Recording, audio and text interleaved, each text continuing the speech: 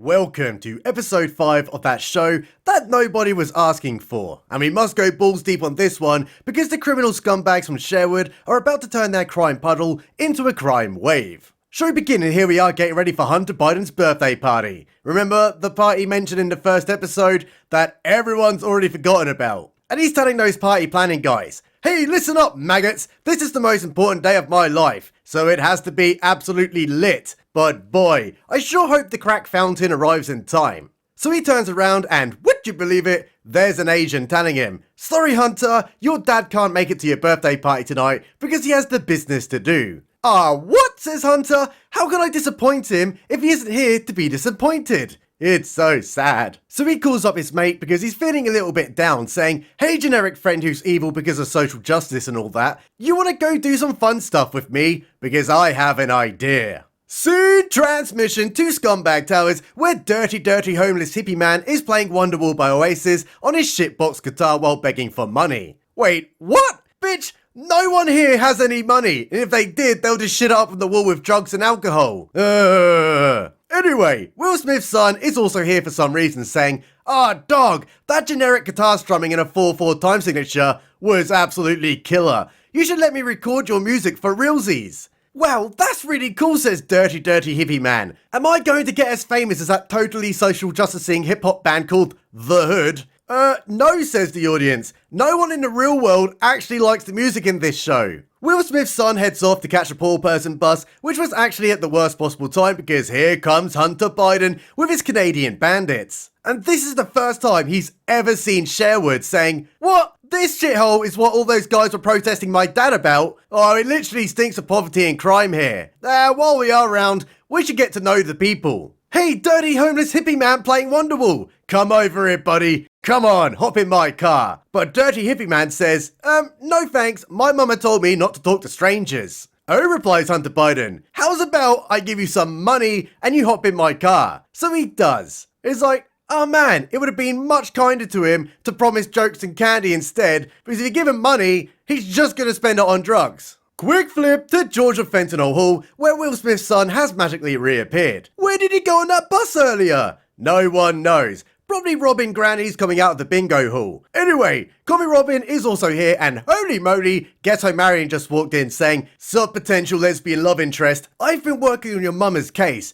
but I can't get a hold of her. Oh, says Commie Robyn, she's out getting physio. Which is amazing, because if she accepted John Prince's offer in episode 2, she could have actually got some stem cell treatment instead and potentially cured the paralysis. Oh, and 1 million Canadian pesos. Let's not forget about that one. Well, that's totally cool, says Ghetto Marion. Hey, what are you guys doing here anyway? It's a clothing drive, responds Commie Robyn. What we do is steal a load of clothes, then donate it to charity, so when the cops come knocking asking, where do those clothes go? No one actually knows. Ghetto Marion is blown away by this act of criminal charity and gives her a jacket, saying, this is my lucky jacket. You poor people should have it because you're poor and you probably need a little bit of luck. But wait a minute, the homeless hippie man has just walked in carrying a busted guitar and a pocket full of broken dreams, and he doesn't look too happy right now.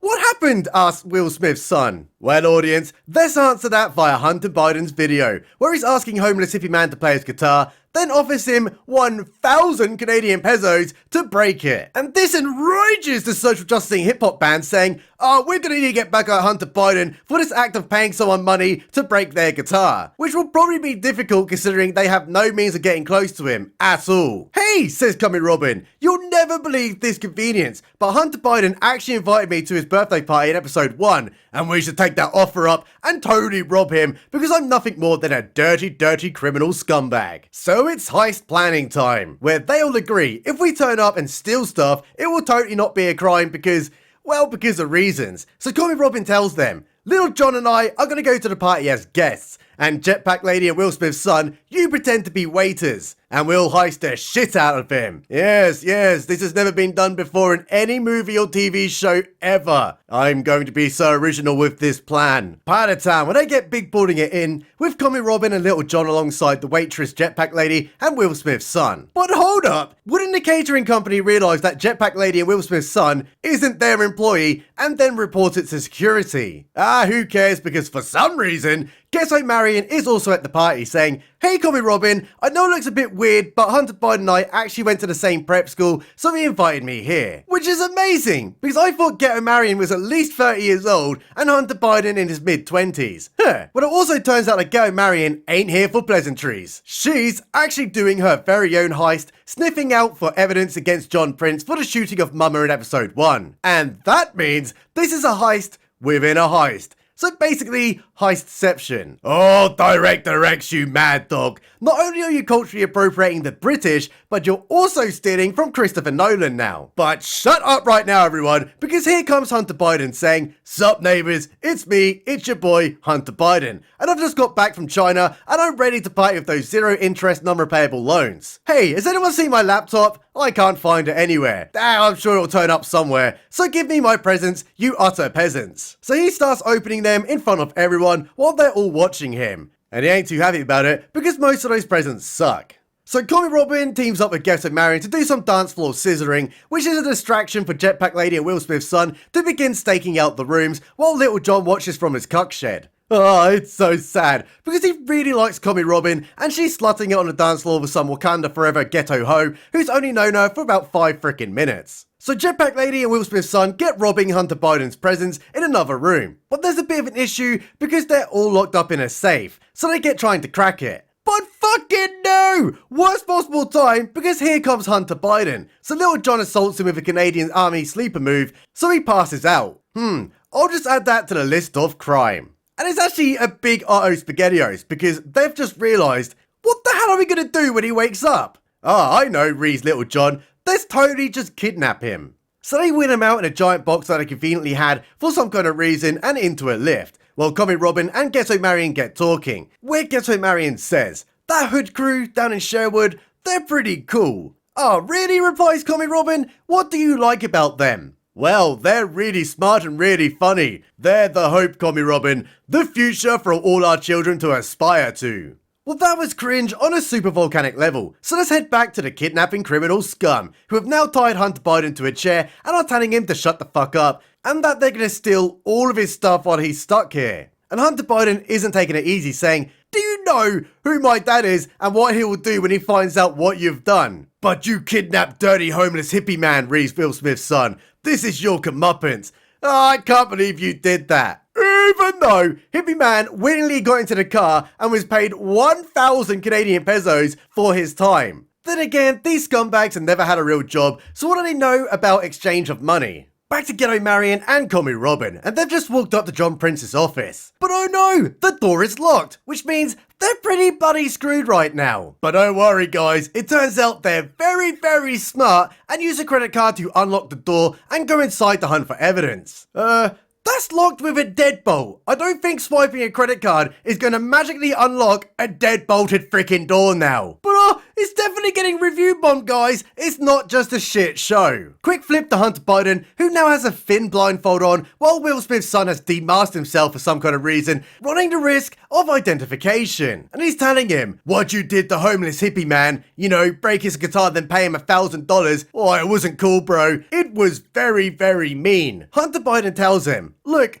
I know it wasn't cool, I just got carried away in the moment." "Oh," says Will Smith's son, "you got carried away? Did you not see that Gillette advert from all those years ago? Boys cannot be boys anymore. Your toxic masculinity has no place in the modern age." Soon transmission to Call Me Robyn and Ghetto Marion again, who have just found John Prince's laptop in their search for evidence. But Call Me Robyn has never seen electronic equipment before because, well, her mum's lived a life on a doll. How the fuck are they going to afford a computer? So she asks Ghetto Marion, "What do I do?" "Oh," she replies, "we need to enter a password." Well, that means they're utterly screwed because they have no idea what that password could be. So Ghetto Marion plugs in a USB with a flashing red light into it, which will do nothing because they have not logged in. But I have a feeling that some techno fuckery is going to happen later. Back to Will Smith's son, who's still going on about that bloody homeless hippie and his shitbox guitar, saying, "You broke his pride and joy. You humiliated him on the internet. You're such a dick, Hunter. He was even gonna play Wonderwall by Oasis at my birthday party, and you freaking ruined it." "Look," replies Hunter Biden, "it was a joke. I paid him money for it so he can go get himself a new one. Why are you Sherwood is so uptight about everything?" Well, that struck a nerve with Will Smith's son, so epically rees him and assaults Hunter Biden onto the floor, because he's nothing better than a dirty, dirty criminal scumbag.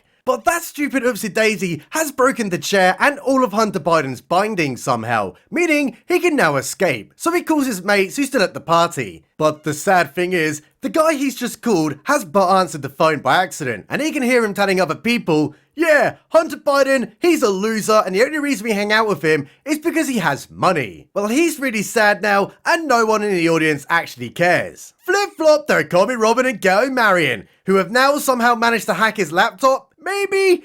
Don't really know because his script is nonsensical diarrhea and I could literally not work it out. But look out guys, someone is approaching from outside. So they need to think, how can we make it look like we're in this room innocently? I know, says Ghetto Marion, we should totally get a bit gay together. Which they do. And those pesky partygoers give it a quick peek and then straight up walk off instead of, well, you know, seeing where it goes. But would you look at that audience, the USB light has just turned green somehow, meaning she has just got loads of evidence to use against John Prince. But wait a minute, isn't all that evidence invalid in court due to it being obtained illegally without a warrant? I mean, no one knows what the Canadian laws are these days since Blackface Trudeau keeps putting them out of his arse every week, but I'm pretty sure you can't do that. Nah, who cares, because they're now leaving. While Hunter Biden is having a bad day as he's just dang well fell over and is really injured while the criminal scum are watching above. Or he's now having an epiphany because he's just realised that he's been a bit of a dick, so apologises sincerely for being mean to that hippie man and for not taking a knee before every football match. Hey, I think I have an idea on how you can make it up to hippie man, says Little John. What we're going to do, right, is have all your party guests star in our new music video. And as we're recording, they're going to put all their jewellery into a bag and we'll pretend like we're robbing them. But it's just for the music video and it's not real. Great, says Hunter Biden.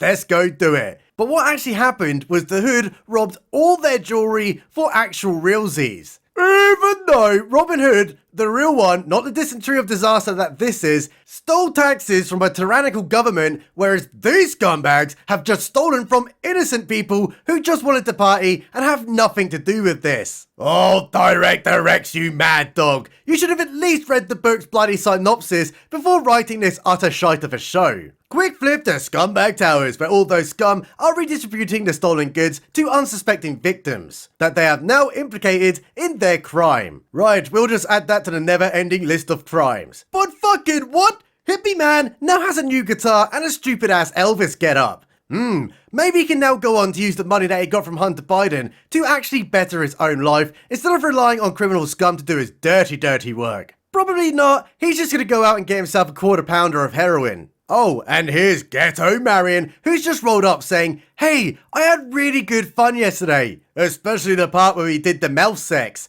We should totally team up again. Oh, replies Comey Robyn, yeah, maybe later innit? So Ghetto Marion walks off while Simpman asks Comey Robyn, should I get back in my cuck shed or are we still a thing? We're still a thing, Mr. Little John, and we need to watch out for that Ghetto Marion. I don't trust her one little bit. Episode finish. And well, if John Prince doesn't nuke Scum Towers in the next episode for kidnapping his son, then I'm calling Child Protection Services and bloody doing it myself. Big shout out to our Patreon boys and guys, Stephen P, Taylor J, Hetzer J, the wonderful Mr. Wolf, and of course, the Mighty Pen. Subscribe button. Is always right.